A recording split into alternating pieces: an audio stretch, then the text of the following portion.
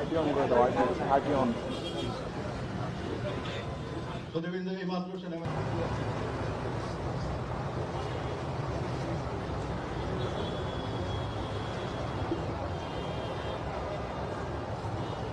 30টা medical ডিসপেন্সারির কার্যক্রম শুরু করতে যাচ্ছি একসাথে।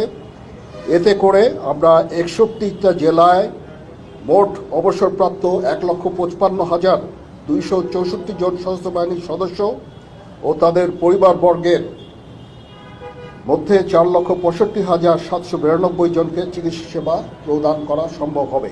অর্থাৎ এই 61টা জেলায় যেই ডিসপেন্সারি, মেডিকেল ডিসপেন্সারি এবং ডাক্তার থাকবেন, তারা এই এতজনকে পরিপূর্ণভাবে সবাইকে চিকিৎসা সেবা প্রদান করবেন।